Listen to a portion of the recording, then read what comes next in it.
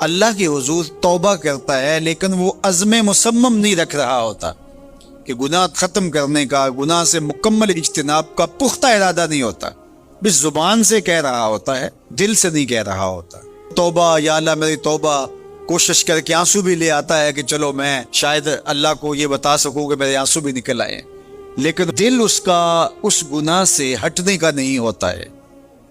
تو اللہ تو دلوں کے بھید جانتا، فرمایا وہ یستہزئ ربہ، وہ اپنے رب سے مذاق کرتا ہے۔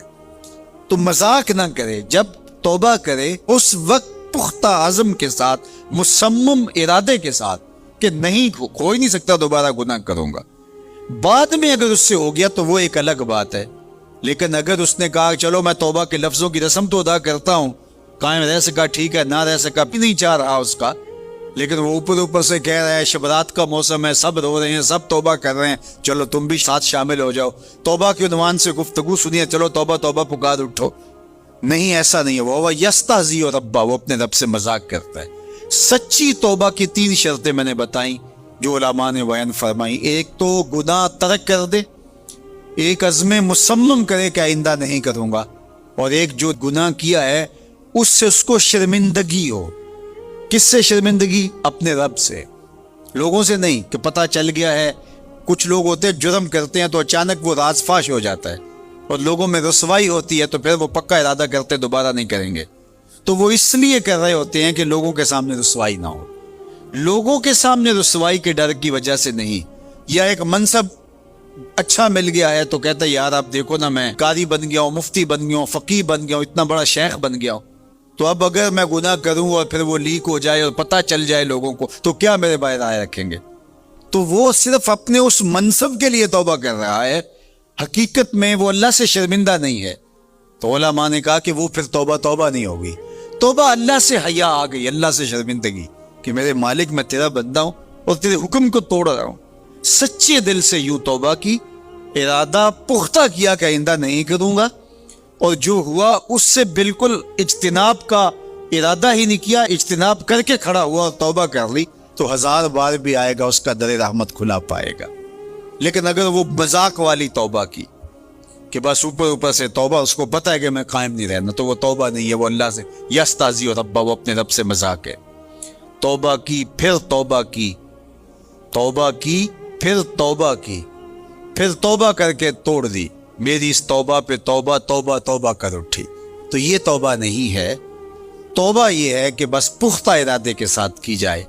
تو فرمایا کہ 100 بار توبہ شکستی باز آ، 100 مرتبہ بھی تو نے توبہ توڑ دی ہے، لیکن توبہ تو نے پکی کی تھی لیکن توڑ دی، واپس پھر بھی آ جا۔ وہ یہ نہیں کہے گا تو توڑ کے آیا ہے، اب تیرا اعتبار نہیں رہا، بے اعتبار، یا تیری توبہ قبول نہیں، تو 1000 بار بھی توبہ توڑ کے آیا ہے، مالک کی دہلیز پہ آیا، وہ کریم اتنا ہے پھر معاف فرما دے۔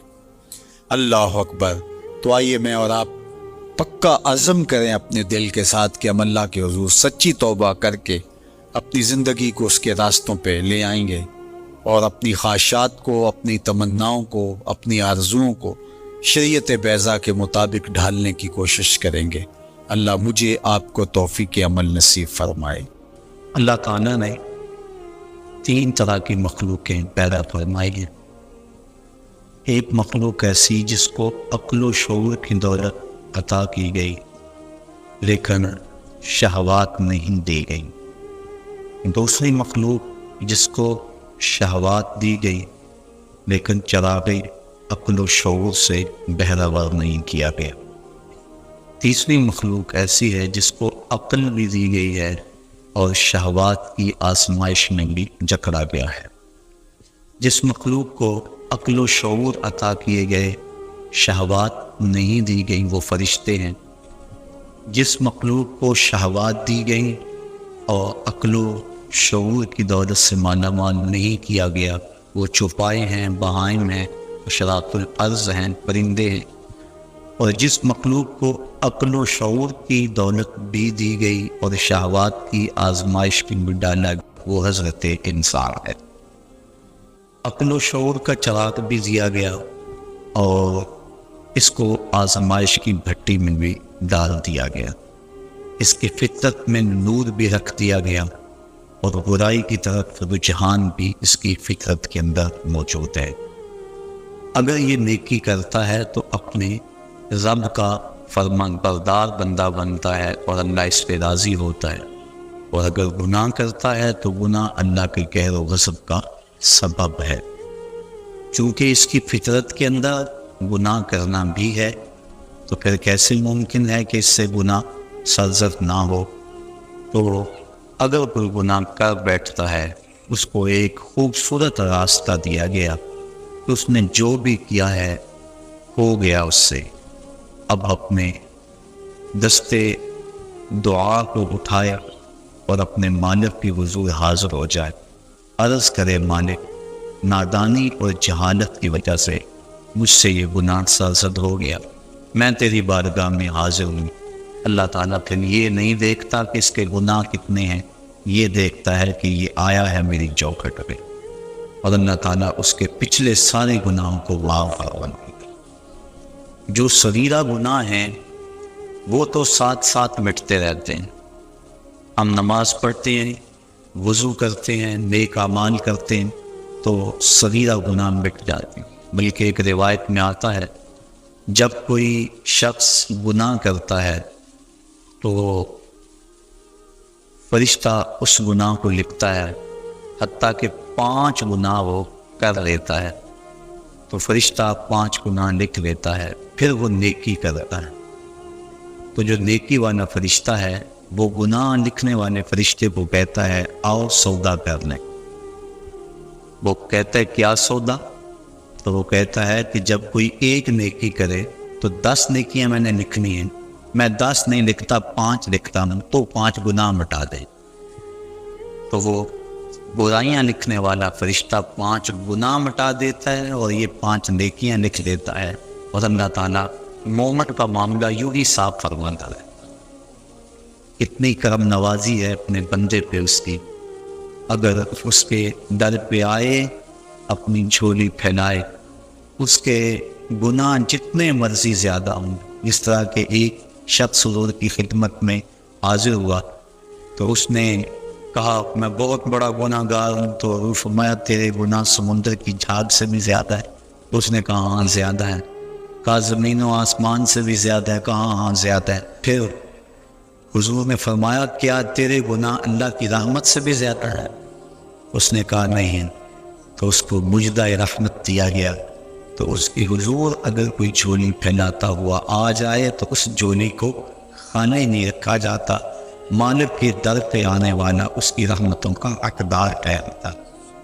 ارشاد فرمایا یا ایھا الذین آمنوا توبوا الی اللہ توبۃ نصوحا، اے ایمان والا اللہ کی حضور توبہ کرو۔ کون سی توبہ؟ توبہ نصوحا۔ اب توبہ نصوحا کیا ہے؟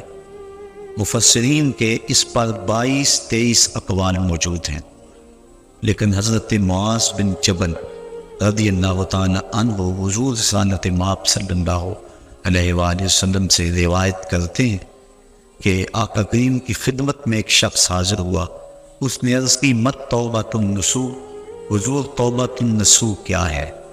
تو آقا کریم علیہ السلام نے ارشاد فرمایا ان یندم العبد علی الذنب الذی اصاب فیعتذر الی اللہ تعالی ثم لا یعود الیہ کما لا یعود اللبن الی الدرع۔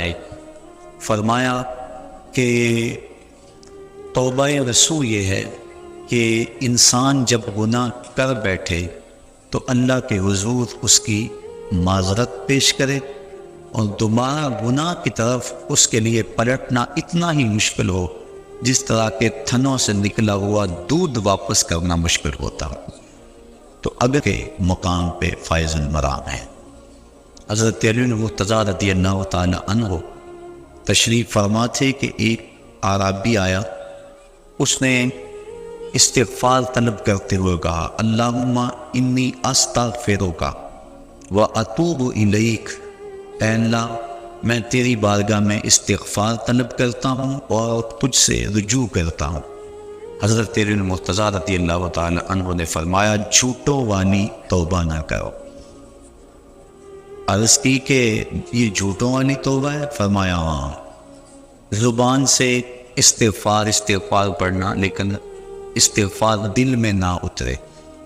ایک حدیث شریف کے الفاظ ہیں، التائب من الذنب کمن لا ذنب لہ والمستغفر من الذنب وہو مقیم علیہ کالمستہزئ بربہ۔ گناہ سے توبہ کرنے والا ایسا ہے جس طرح اس نے گناہ کیا ہوا ہی نہیں، اور استغفار کرنے والا اور گناہ کے اوپر وہ جمع ہوا ہے لیکن گناہ نہیں چھوڑتا اور استغفار کیے جا رہا ہے، فرمایا وہ ایسا ہے جس طرح اپنے رب سے مذاق کر رہا ہے۔ تو توبہ کی حقیقت تو یہ ہے کہ انسان عزم مصمم کرے کہ دوبارہ میں یہ گناہ نہیں کروں گا۔ جس طرح تھنوں میں دودھ کو واپس کرنا مشکل ہوتا ہے، اس طرح اس کا گناہ کی طرف لوٹنا مشکل ہو۔ تو حضرت علی المرتضیٰ رضی اللہ تعالیٰ عنہ نے فرمایا کہ سچوں والی توبہ کر، جھوٹوں والی توبہ نہ کر۔ اس نے عرض کی حضور آپ بتائیں سچوں والی توبہ کیا ہے؟ تو حضرت علی المرتضیٰ رضی اللہ تعالیٰ عنہ نے فرمایا سچوں کی توبہ کی 6 شرائط ہیں۔ پہلی شرط یہ ہے کہ گناہ پر ندامت اختیار کی جائے، جو سابق گناہ کیے ہیں اس پہ شرمندگی ہو۔ اور ایک روایت میں آتا ہے حقیقت التوبۃ الندم، توبہ کی حقیقت شرمندگی ہی ہے۔ جب بندہ شرمندہ ہو جائے تو یہ توبہ کا روپ ہے اور یہ توبہ کا انداز ہے۔ تو کہا پہلی چیز سابقہ گناہوں سے توبہ کر۔ دوسری بات جو فرائض رہ گئے ہیں ان کی قضا کر۔ توبہ کرنے سے پچھلی نمازیں اور جو فرائض اور روزے رہ گئے ہیں وہ معاف نہیں ہو جاتے، بلکہ توبہ تو اس بات کی ہے کہ جو وقت پہ میں نہیں پڑھ سکا اے اللہ وہ مجھے معاف کر دے، آئندہ میں وعدہ کرتا ہوں کہ جو میرے ذمے قرض ہے میں اس کو ادا کروں گا، اور نمازیں، روزے اور دیگر جو تیرے حقوق ہیں میں ان کو ادا کروں گا۔ تو فرائض جو رہ گئے ہیں ان کی قضا کرے۔ تیسری شرط کسی کا قرض دینا ہو تو اس کو ادا کرے۔ چوتھی شرط کسی کے ساتھ جھگڑا کیا ہوا ہو تو اس سے معذرت کرے۔ پانچویں شرط جس طرح توبہ سے قبل گناہ کر کر کے اپنے نفس کو موٹا کیا اور قوی اور طاقتور بنایا، اب توبہ کا حق یہ ہے کہ تو اللہ کی اطاعت اور فرما برداری کر کے نفس کو ایسے ہی کمزور کر اسے رگڑا دے۔ اور چھٹی شرط یہ ہے کہ آئندہ گناہ نہ کرنے کا عزم مصمم کر لے۔ کہا اگر یہ 6 شرطیں تیری توبہ کے اندر موجود ہیں تو وہ تو سچا توبہ کرنے والا ہے، ورنہ تو زبان سے استغفار پڑھنے والا ہے، تیری توبہ سچی نہیں ہے۔ تو توبہ سچی یہی ہے کہ انسان خلوص کے ساتھ ان شرائط کے ساتھ اللہ کے حضور رجوع لائے، اور جب بندہ اللہ کے حضور رجوع لے آتا ہے تو پھر اس کے گناہ جتنے مرضی ہوں اللہ تعالیٰ معاف فرما دیتا ہے۔ آپ نے بنی اسرائیل کی اس شخص کا قصہ سنا ہوگا، کتب صحاح میں موجود ہے، بخاری و مسلم میں موجود ہے، کہ جس نے 99 قتل کیے تھے اور پھر اس کے دل میں احساس جاگا کہ میں بڑا ظلم کر بیٹھا ہوں۔ اس وقت کے ایک راہب کے پاس گیا جو عبادت گزار تھا، اس کو جا کے کہا میں 99 اشخاص کا قاتل ہوں، اب توبہ کے لیے دل میں آرزو پیدا ہوئی ہے، بتاؤ میرا رب مجھے معاف کر دے گا؟ تو اس نے کہا نہیں اتنے قتل اور معافی یہ کیسے ہو سکتا ہے، کیونکہ وہ خشک زاہد تھا، علم کے نور سے مالا مال نہیں تھا۔ اس نے کہا نہ معافی نہیں ہے۔ اس نے کہا جب معافی نہیں ہے تو پھر 99 کیا اور 100 کیا؟ اس نے اس کو بھی قتل کر دیا، اور حدیث میں آتا ہے 100 کی تعداد پوری ہو گئی، لیکن دل میں جو امنگ پیدا ہوئی تھی، تڑپ تھی، وہ بدستور موجود تھی، وہ اس کو چین سے نہیں بیٹھنے دے رہی تھی۔ پھر کسی کے پاس گیا، مجھے بتاؤ میں توبہ کرنا چاہتا ہوں، کوئی راستہ بتاؤ۔ کسی نے کہا فلاں بستی میں اللہ کے کچھ بندے رہتے ہیں، تو جا ان کے پاس چلا جا اور ان کے ساتھ مل کے عبادت کر، اللہ تیرے گناہوں کو معاف فرما دے گا۔ جہاں اللہ والے ہوں وہاں اللہ کی رحمتیں برستی، اور اہل اللہ کے قریب جا کے توبہ کریں تو توبہ جلد قبول ہوتی ہے۔ ایک بزرگ فرماتے ہیں کہ میں جا رہا تھا بازار میں تو ایک شرابی نالی میں گرا ہوا تھا، مجھے ترس آیا، میں نے شفاف پانی منگوایا اور اس کو نالی سے اٹھوا کر اس کا منہ دھویا۔ انسان ہے اور یہ گندی نالی کے اندر گرا ہوا اور گندا پانی اس کے منہ سے لگ لگ کے گزر رہا ہے۔ مجھے ترس آیا اس پر، میں نے اس کا منہ دھو دیا۔ پھر میں چلا گیا۔ تہجد کے وقت جب میں مسجد میں گیا تو کیا دیکھتا ہوں کہ وہ شرابی مصلی پہ کھڑا تھا۔ میں نے کہا مالک یہ شرابی اور میں اس کو مصلی پہ دیکھ رہا ہوں۔ کہا میرے بندے تو نے اس کا منہ دھو دیا تھا، میں نے اس کا دل دھو دیا تھا۔ تو اللہ کے حضور جب بندے اس کے بندوں کی وساطت سے آتے ہیں تو پھر کرم اور دوبالا ہو جاتا۔ تو توبہ میں اہل اللہ کی صحبت کی بڑی اہمیت ہے۔ تو وہ بندہ جس نے 99 اشخاص کا قتل کیا تھا وہ اللہ والوں کی بستی کی سمت چل پڑا۔ ابھی کچھ فاصلہ طے ہوا تھا کہ موت کا وقت مقرر ہے، موت آ گئی۔ جنت کے فرشتے بھی آ گئے، جہنم والے فرشتے بھی آ گئے۔ دونوں کا تقاضا تھا کہ یہ ہمارا ہے۔ جنتیوں کی دلیل یہ تھی کہ توبہ کرنے جا رہا ہے، جہنمی کہتے تھے کہ ابھی پہنچا نہیں ہے، ابھی اس نے توبہ کی نہیں ہے، ابھی تو محض ارادہ اور عزم ہے۔ 100 اشخاص کا قاتل ہے، ہم ان بدبودار ٹاٹوں میں لپیٹ کر اس کی روح کو سجین میں لے جائیں گے۔ جب دونوں فرشتوں کا باہمی تکرار ہوا تو اللہ تعالیٰ نے ایک تیسرے فرشتے کو بطور فیصل ان میں بھیجا اور فرمایا کہ یہ جو فیصلہ کرے اسے قبول کر لینا۔ تو اس نے فیصلہ کیا کہ زمین کو ماپ لو، اگر آگے زیادہ ہوئی تو پھر اس کو جہنم والے لے جائیں، اور اگر پیچھے زیادہ ہے، زیادہ فاصلہ کرایا ہے اور اللہ والوں کی بستی کے زیادہ قریب ہے تو پھر جنت والے فرشتے لے جائیں۔ اور جب فاصلے ماپے گئے تو آگے کا فاصلہ زیادہ تھا، پیچھے فاصلہ جو ہے ابھی تھوڑا طے ہوا تھا، لیکن اللہ تعالیٰ نے زمین کو حکم دیا آگے سے سمٹ جا، پیچھے سے پھیل جا۔ اس طرح زمین آگے سے سمٹ گئی اور پیچھے سے پھیل گئی، اس کو جنت کے فرشتوں کے سپرد کر رہی لگی تو گرا۔ تو اس کو اتنا اشتیاق تھا اللہ والوں کی بستی کے قریب پہنچ کا، اللہ والوں کے پاس جا کر توبہ کرنے کا، کہ وہ مرتے مرتے بھی اپنے آپ کو گھسیٹ کے آگے کرتا رہا، اور وہ ایک ہی پالیش اپنے سینے سے اپنے آپ کو گھسیٹ کے اس نے آگے کیا، اور جب اس کا فاصلہ ماپا گیا تو وہی ایک بالشت تھی جو اللہ والوں کی بستی کے زیادہ قریب تھا۔ تو اللہ تعالیٰ جل شانہ نے اس کی مغفرت فرما دی۔ اس کے حضور کتنا بڑا گناہ گار کی نہ ہو وہ بخش دیتا ہے۔ کہتا ہے کون ہے جو میرے علاوہ گناہوں کو بخشے گا؟ وَمَن يَغْفِرُ الذُّنُوبَ إِلَّا اللَّهُ، کہا اللہ کے علاوہ کون ہے جو بخشے؟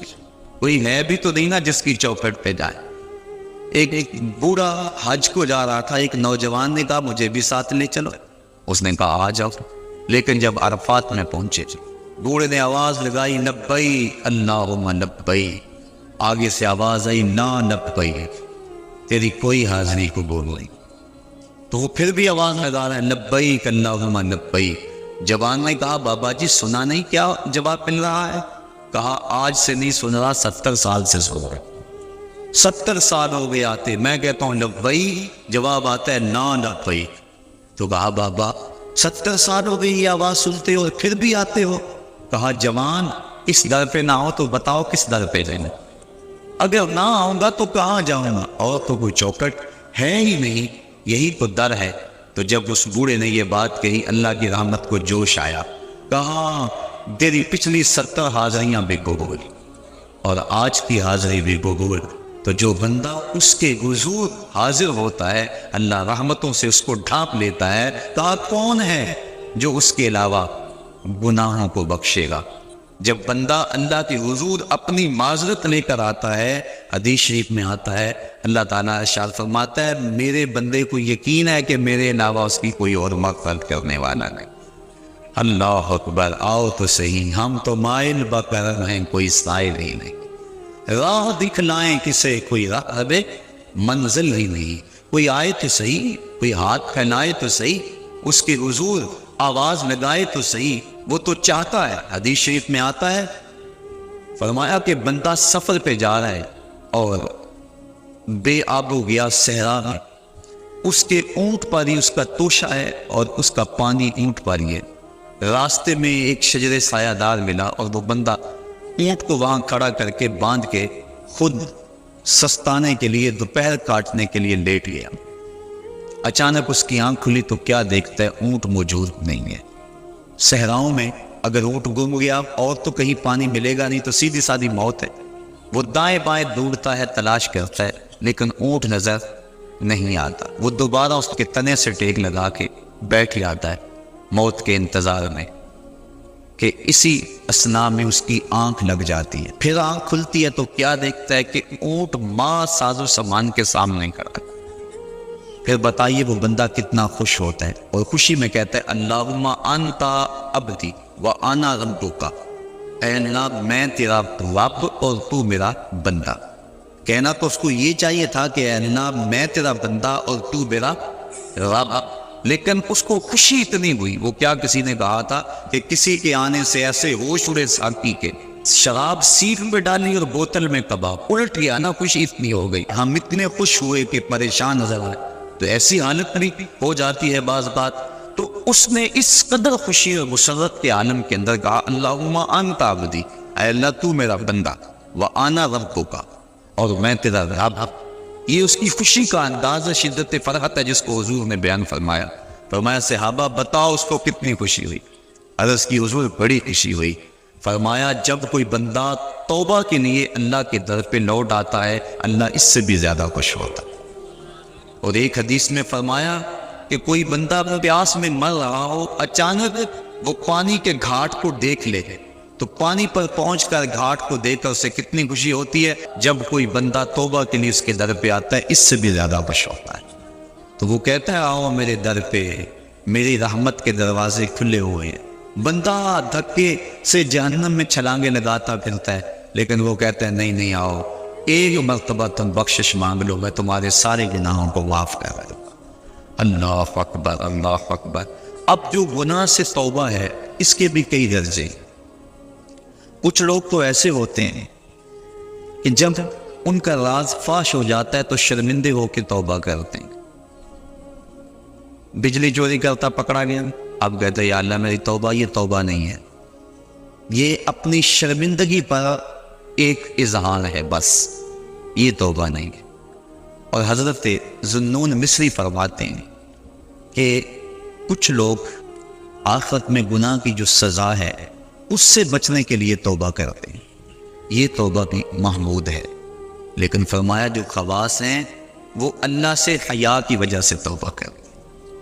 اور ایک روایت میں آتا ہے کہ حضور تشریف فرما تھے، ایک حبشی آیا، اس نے عرض کی حضور میں بڑے گناہ کرتا رہا ہوں، کیا میرا اللہ مجھے معاف کر دے گا؟